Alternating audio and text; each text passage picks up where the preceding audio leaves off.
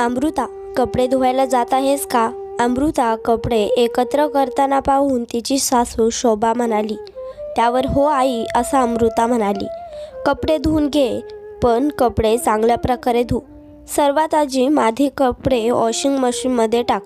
अमृता, तुझी मोठी जाऊबाई रचना, तिला तर काही सांगायची गरज पडली नाही. ती खूप चांगल्या प्रकारे कपडे धुवायची, पण तुला तर सारखं समजावं लागतं. जोपर्यंत सासूबाई हे वाक्य बोलत नाहीत तोपर्यंत त्यांच्या मनाला शांत मिळत नसे. भलेही कितीही चांगलं काम करू दे, असा विचार अमृता आपल्या मनात करत होती. अमृता आणि निलेशच्या लग्नाला 1 वर्ष व्हायला आलं होतं, पण त्यांच्या लग्नानंतर एका महिन्यात तिची मोठी जाऊबाई वेगळी राहू लागली होती. तिचा दीर आणि जाऊबाई घरात वरच्या मजल्यावर राहत असे. अमृता मात्र सासू सासरे आणि तिची नणंद दिव्याबरोबर घरात तळमजल्यामध्ये राहत होते. दिव्या कॉलेजमध्ये शिकत होती, तर निलेश दुसऱ्या शहरात नोकरी करत होता आणि अमृता 2 महिन्याची प्रेग्नेंटसुद्धा होती. म्हणून तिचे शरीर थोडेसे गरम झाले होते, म्हणून ती सर्व कामं हळूहळू करत होती. पण तिची सासू शोभा आणि तिची नणंद दिव्या तिला या गोष्टीची जाणून द्यायचे की तिची मोठी जाऊबाई रचना खूप चांगले काम करायची. तिच्या कामात कोणतीही कमी नसायची. अमृताने कोणतेही काम कितीही चांगल्या प्रकारे केले तरी तिची कामामध्ये काही ना काही कमजोरी काढणारच. तिची सासूला आणि नणंदला ही सवय झाली होती. अमृता काम खराब करायची किंवा तिला कोणतं काम जमत नव्हतं असं नाही, पण तिची सासू तिला कोणतंही काम स्वतःच्या मनाने करून देत नव्हती. प्रत्येक काम करत असताना ती टोमणं मारायची. तिची सासूचे असं म्हणणे होते की अमृता समोर जर रचनाचं वाहने केले तर ती अजून चांगल्या प्रकारे काम करेल. परंतु अमृताची मोठी जाऊबाई रचना तिची सासू आणि नणंदविषयी नेहमी वाईटच बोलायची. ती अमृताला सांगायची की मी या लोकांसाठी एवढं काही केलं, परंतु त्यांना माझी किंमत कळाली नाही, म्हणून तर मी यांच्यापासून वेगळं राहत होते.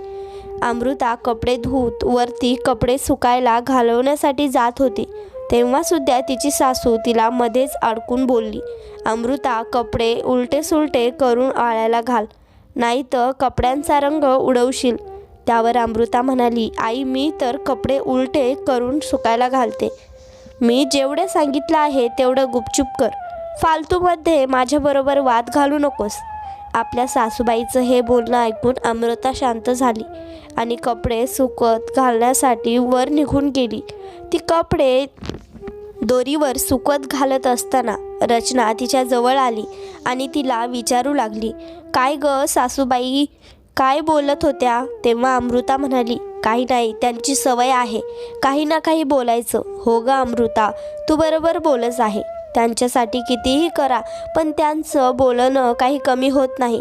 मी काय कमी केलं आहे यांच्यासाठी? परंतु कोणी केलेल्या कामाचं कौतुक करत दुसरं, परंतु त्यांच्या मनात काही ना काहीतरी मुद्दामून चूक काढतात.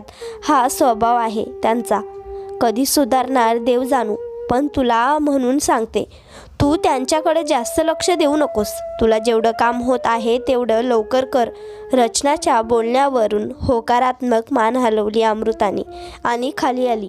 कारण अमृताला सुद्धा ही गोष्ट चांगलं माहीत होती की तिची जाऊबाई रचना तिच्या तोंडावर गोड गोड बोलती. परंतु अमृता जर काही आपल्या सासूविषयी बोलली तर लगेच मीठ मसाला घालून आपल्या सासूला एकाचं 2 करून रचना सासूला सांगत होती. आणि तिच्यासमोर अमृताकडून एखाद्या कामात चूक झाली तर ती लगेच सासूसमोर बोलायची, आई बघा, मी कधी अशी चूक केली का? मी हे काम किती चांगल्या प्रकारे करायची. मग काय, सासूला तर आई ते करणारं भेटलंच. ती अजून 2 गोष्टी अमृताला सुनवायची. सुरुवातीला अमृताला आपल्या जाऊबाईचा लढा लागला होता. समजलं नव्हतं, परंतु आता तिला सर्व गोष्ट समजत होत्या. अमृता कपडे सुकून घालून खाली येताच तिची सासू म्हणाली, आज जेवण नाही मिळणार का? अजून जेवणसुद्धा बनवलं नाही. किती टाईम झाला आहे? तुला माहीत आहे ना, तुझ्या सासऱ्यांना वेळेवर जेवायला लागतं, परंतु तू ही गोष्ट समजून घेत नाहीस. तेव्हा अमृता शांत म्हणे उत्तर दिलं, आई, आता पटकन जेवण बनवते. ह्यांचे काही कपडे होते ते हाताने धुतले. म्हणून थोडा वेळ जास्त लागला. जेवण बनवून तिने किचनचं साफसफाई केली. आता थोडा वेळ आराम करूया, कारण तिला चक्करल्यासारखं होत होतं. तिला आता उभं राहायला सुद्धा ताकद नव्हती, म्हणून तिने विचार केला थोडा आराम करूया, मग जेवून घेऊया. तेवढ्यात तिची सासू येऊन म्हणाली, आराम नंतर कर, अगोदर मला चहा बनवून दे. त्यांना साथ विचारायला सुद्धा वाटलं नाही की अमृता तू जेवली आहेस का. ही गोष्ट अमृताबरोबर रोजच होत होती. पूर्ण दिवस काम करून अमृता थोडा आराम करायला गेली की लगेच सासू काही ना काही काम तिला सांगत असे. चहा बनवून आपल्या सासूला दिल्यानंतर तिने थोडंसं जेवण केलं आणि ती आराम करायला गेली. एवढ्यात सासूबाईंचा आवाज आला, कपडे काढलेच नाही का, की कपड्याचा रंग उडायला आहे. बाहेर किती कडक ऊन पडला आहे माहीत आहे का तुला.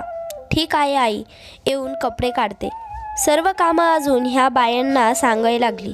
स्वतःहून कोणतंही काम करत नाही असं तिची सासू बडबड करत होती. अमृतावर जाऊन सर्व कपडे काढून घेते आणि विचार करत 2 मिनटं आराम करून मग कपडे जुळून ठेवते आणि काही कपड्यांना इस्त्री करून ठेवते. तेव्हा तिची सासू लगेच म्हणाली, पहिले समोर जा, काम पडले आहे ते करावं, मग आराम करावा. जेव्हा बघल तेव्हा आराम करायचा असतो हिला. तेव्हा अमृता म्हणाली, आई सर्व कामे तर मी केले आहेत, आता थोडी कंबर दुखत आहे म्हणून विचार करत होते 2 मिनिटं थोडं पडूया, मग कपडे इस्त्री करून ठेवते. अगं सगळे कपडे आधी गोळा करून ठेवले असते, जास्त घड्या पडतील त्यामध्ये, तू इस्त्री करून घे. हा आपल्या इस्त्री व्यवस्थित कर. तुझ्या सासरे म्हणत होते रचना खूप चांगल्या प्रकारे इस्त्री करत होती. तिने केलेली इस्त्री खूप दिवस टिकायची, पण आता मात्र इस्त्री केलेले कपडे काही वेळेत कसे खसबस होऊन जातात. माहीत नाही छोट्या सूनबाई कधी कपडे इस्त्री करायची शिकल, म्हणून चांगल्या प्रकारे इस्त्री कर. सासूबाईचा पुन्हा मोठ्या जाऊबाईंचं गोडवा ऐकून सुरव केला. अमृताला आता आपला चीड येत होता, पण ती उठली आणि कपडे इस्त्री करू लागली. पण दिवसभराच्या सर्व कामामुळं तिला खूप थकवा आला होता. त्यावर सासूबाईचे सारखे बोलणं, त्यामुळं तिचं मन दुःखी झालं होतं. तिच्या डोळ्यातून अश्रू वाहत होते. हे जेव्हा तिच्या सासूने पाहिलं तेव्हा तिने परत टोमणं मारलं. आजकालच्या सुनांना काही समजायला गेलं की लगेच रडायला लागतात, जसं काही आम्ही यांच्यावर जुलूम करत आहोत. रात्री तिच्या नवऱ्याला निलेशला फोन आला तेव्हा अमृता रडू लागली. मग निलेशला तिला विचारलं, काय झालं, तू का रडत आहेस. तुम्ही मला एकटीला सोडून निघून गेला. मी कितीही काम केलं तरी चांगल्या प्रकारे करायचा प्रयत्न करते, तरी आई मला सतत टोमणे मारत असते आणि जेव्हा पहा तेव्हा रचनाताईंचं कौतुक करत असते. मी जेवले की उपाशी आहे हे सुद्धा विचारत नाहीत. तब्येतीची विचारपूस करणं तर दूरची गोष्ट राहिली. कोणी मला मदत नाही केली तरी माझी काही तक्रार नाही, पण सतत काही उलटं बोलायचं राहायचं आणि माझी तुलना रचनाताईशी करतात, 4 गोष्टी ऐकवतात. मला तर असं वाटतं की फक्त कामासाठी मी इथं राहत आहे. तेव्हा निलेश अमृताला शांत करतो. तिला समजावतो की 1-2 दिवसात मी तिकडे येत आहे. आई मी तुला बरोबर घेऊन जाईल तसं शक्य बघतो. आता तू उठ, जेवून घे आणि स्वतःची काळजी घे. निलेशचं बोलणं अमृताला थोडं बरं वाटलं. ती उठली, जेवली आणि आपल्या रूममध्ये आराम करायला गेली. 2 दिवसापूर्वी अमृताच्या सासूची नणंद वदना आत्या आल्या होत्या. अमृताची सासू अमृताबरोबर कसा व्यवहार करत आहे हे वदना आत्या 2 दिवस पाहत होत्या. अमृताची सासू नेहमी अमृताला काही ना काही बोलायची, परंतु ती एक शब्द उलट बोलत नव्हती. आजकालच्या सुना असं काही वागत नाहीत हे वंदना आत्याला चांगलं माहीत होतं. आजकालच्या सुना तर सासवांना डोळ्यासमोर धरत नाहीत, या गोष्टीची जाणीव आत्याला होती. हेच आत्याची अमृता सासूला समजलं. तुझी सून खूप चांगली आहे, तिला सांभाळून घे. आज अमृताच्या लग्नाचा पहिला वाढदिवस होता, परंतु तिला साधं कोणी विशसुद्धा केलं नाही. तिच्या नवऱ्याला निलेशला कालच फोन येऊन गेला होता. तेव्हा तो म्हणाला होता की अमृता मी उद्या येत आहे, पण तो सुद्धा आला नाही. म्हणून अमृताला कोणत्याही कामाकडे लक्ष लागत नव्हतं. ते विचार करत होती की निलेश राव तर कालच माझ्याबरोबर मोठ्या मोठ्या गोष्टी करत होते. मी तुझ्यासाठी एक हार घेऊन येईल. आपल्या लग्नाचा वाढदिवस आहे, त्यानिमित्ताने तुला गिफ्ट घेऊन येईल. त्यासाठी आजची इकडं निघून गेली, पण ते अजूनसुद्धा आले नाही. मग तिने विचार केला, काम करावं लागन, नाहीतर आईची बोलणी खावे लागतील. म्हणून अमृता उठली आणि साफसफाई करू लागली. ती दिव्याच्या खोलीत झाडू घेऊन पोहोचली. तिला चक्कर येऊ लागली, म्हणून झाडू हातातून दिव्याच्या बेडवर बसली. तिला आपल्या बेडवर पाहून दिव्या अमृतावर मोठमोठ्याने ओरडू लागली, वहिनी तुला थोडीसुद्धा अक्कल नाही का? माझा पूर्ण बेड खराब करून टाकलास. बसलीस तर बसलीस, वर झाडूही घेऊन बसलीस. कोणतंही काम तुला नीट करता येत नाही. साफसफाई करण्याऐवजी तू माझ्या बेड खराब केलास. तुझ्यापेक्षा चांगली तर रचना वहिनी सर्व काम करायची. दिव्याचं बोलणं ऐकून अमृताला राग आला. ती रागात उभी राहिली आणि आपल्या हातातील झाडू दिव्याच्या हातात देत तिला म्हणाली, तुझी रचना वहिनी चांगली काम करते ना, मग तिच्याकडून साफसफाई करून घे, नाही तर स्वतः कर, म्हणत तिच्या रूममधून बाहेर निघून गेली. आपल्या अमृता वहिनीला असं बोलणं ऐकून दिव्याला खूपच राग आला. ती आपले पाय आपटत आईकडे गेली आणि आपल्या आईला सांगू लागली, अमृता वहिनी माझ्याबरोबर खूप वाईट बोलली. तिचं माझ्या हातात झाडू दिला आणि मला साफसफाईला करायला सांगून आपल्या रूममध्ये निघून गेली. आपल्या मुलीचं हे बोलणं ऐकून घेतल्यानंतर शोभा रागात अमृताकडे जाणार, तेवढ्यात तिचा हात वंदना आत्याने पकडला आणि तिला थांबून तिला म्हणाली, मी गेले 2-3 दिवसापासनं काहीतरी पाहत आहे. काही कारण नसताना विनाकारण तुम्ही दोघी अमृताला बोलत आहात. ती बिचारी सर्व कामे चांगल्या प्रकारे करत आहे, तरी तुम्ही तिच्या कामात चूक काढत बसला आहात. तिच्या तब्येतीचा जरा विचार करा, ती किती कमजोर झाली आहे. तुम्ही तिला मदत करण्याऐवजी तिला टोमणं मारत आहात, जणू मुश्किलमध्ये आहात. सतत रचना चांगली अमृता वाईट हे तुम्ही तिच्याबद्दल का विचार करता? रचना नेहमीच तिच्या मर्जीचं काम करायची, हेही तुम्हाला चांगलं माहीत होतं. ती कधीही कोणतं काम ऐकत नव्हती. अमृता कधी तुमचं काही बोलणं ऐकत नाही. जेव्हा माणसाचं सहनशक्तीचा अंत होतो तेव्हा माणूस पेटून उठतो. आपल्या नणंदचं बोलणं ऐकून अमृताची सासू शांत होती. मग शांतपणे आपल्या नणंदसमोर आपण किती चांगले आहोत हे दाखवायचा प्रयत्न करू लागली. म्हणून ती त्यावेळेला अमृताला काही बोलत नाही. पण बिचाऱ्या अमृताला जेव्हा बरं वाटू लागलं तेव्हा ती पुन्हा कामाला लागली. तिने कपड्याची मशीन लावली, सर्व कपडे धुतले. तेव्हा दिव्या तिला टॉप घेऊन तिथे आली आणि अमृताला म्हणायला लागली, हा माझा टॉप खूप महाग आहे, तो मशीनमध्ये धुवू नकोस, तो हाताने धु. रचना वहिनीबरोबर चांगले कपडे हाताने व्यवस्थित धुत होती. कोणतीही गोष्ट सांगायची गरज पडली नाही. दिव्या बोलत होती, नेहमीप्रमाणे अमृता ऐकत होती. आता तिला सर्व गोष्टीची सवय झाली होती. अमृता आपल्या नणंदला म्हणाली, दिव्याचा टॉप हाताने धुवू लागली. तरीसुद्धा दिव्या आपल्या मोठ्या वहिनीला म्हणाली. रचनाचे गोडसे हात अमृताला ऐकत होते. आता मात्र तेच बोलणं ऐकून अमृताला सहनशक्तीचा अंत झाला. म्हणून तिने तो टॉप दिव्याच्या हातात दिला आणि तिला म्हणाली, हा तुझ्या रचना वहिनीकडे घेऊन जा आणि तिच्याकडे धुवायला सांग. माझी तब्येत ठीक नाहीये, मी काही खाल्लंसुद्धा नाही आणि त्यासारखे तुझ्या रचना वहिनीचं चालू आहे. अमृताचं हे बोलणं तिची सासू ऐकलं आणि रागात येऊन अमृताला म्हणाली, तुझी हिंमत कशी झाली माझ्या मुलीला बोलायची? एक तर काम करायचं नाही आणि वरनं आम्हाला 4 गोष्टी सुनवायच्या. आपल्या आईचं हे सर्व बोलणं निलेश दरवाजात उभा राहून ऐकत होता. तेव्हा तो आत येऊन आपल्या आईला म्हणाला, आई, अमृताने कोणती चूक केली ग? जेव्हा पाहावं तेव्हा तू रचना वहिनीचं नाव तिला टोचवत असतेस. तू अमृताची तब्येत पाहिली का? तिची हालत किती खराब झाली आहे बघ, किती कमजोर झाली आहे. निलेशला समोर पाहून अमृता रडू लागली. म्हणून ती आपल्या रूममध्ये निघून गेली. तेव्हा निलेश आपल्या आईला म्हणाला, आई, मी अमृताला माझ्याबरोबर घेऊन जात आहे.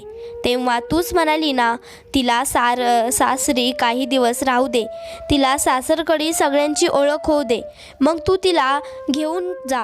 काही दिवसांनी मी तिला घ्यायला आलो तेव्हा ती प्रेग्नेंट होती.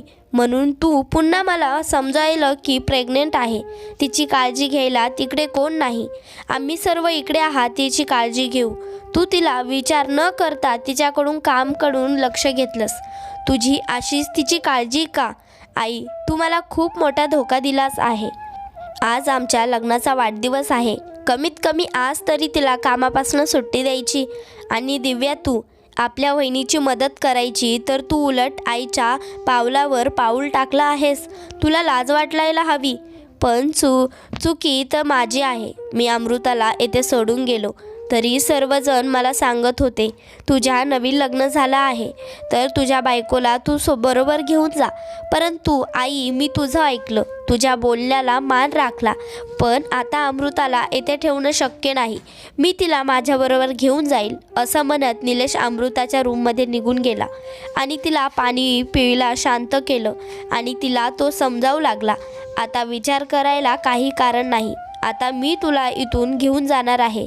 सारं काही ठीक होईल. मी तुला माझ्याबरोबर घेऊन जाईल. आणि हे बघ, मी तुझ्यासाठी काय आणलं आहे. निलेशने एक डब्बा काढला आणि अमृताला दाखवला. त्याने तो डब्बा उघडला, त्यामध्ये एक सुंदर सोन्याचा हार काढला. तेव्हा अमृता त्याला म्हणाली, मला ह्या हाराची गरज नाही, तर मला तुमच्या प्रेमाची गरज आहे. तेव्हा निलेश तिला, आता तू बेफिकर राहा, कारण तुला हारसुद्धा मिळणार आहे आणि माझं प्रेमसुद्धा मिळणार आहे. असं म्हणून निलेशला अमृताला आपल्या मिठी मारली. बाहेर शांताबाई विचार करत होती की आपला मुलगा आपल्याला असं कसं बोलू शकतो. मी स्वप्नात पद्या वाटलं नव्हतं आणि आता तर तो आपल्या बायकोला अमृताला सुद्धा बरोबर घेऊन जायला भाषा करत आहे. तेव्हाच वंदना आत्या शांतत म्हणाल्या, तुला ह्या गोष्टी अगोदरच समजवल्या होत्या. मी तुला समजवत होते, परंतु तू माझ्या बोलण्याकडे लक्ष दिलं नाहीस. तू माझ्या बोलण्याचा विचार केला नाहीस. माझ्या बोलण्याचा विचार केला असता तर आता अमृता तुझ्याबरोबर राहिली असती. तर मित्रांनो आणि मैत्रिणींनो, नेहमी असं पाहतो की ज्यांची मुलं कामानिमित्त बाहेर राहतात त्या मुलांची लग्न झाल्यानंतर आपल्या बायकांना आईच्या विश्वासावर आपल्या घरी ठेवतात. पण अजूनही काही सासा अशा आहेत ज्या आपल्या सुनेला नको तेवढं काम करायला लावतात, सतत त्यांच्या मागं कटकट करत असतात आणि आपल्या मर्जीने त्यांना वागणूक देत नाहीत. असं करणं योग्य आहे का? तुम्हाला काय वाटतं ते कमेंटमध्ये नक्की सांगा. आणि जर तुम्हाला आजची कथा आवडली असेल तर व्हिडिओ लाईक करा, शेअर करा आणि सबस्क्राईब करा. धन्यवाद.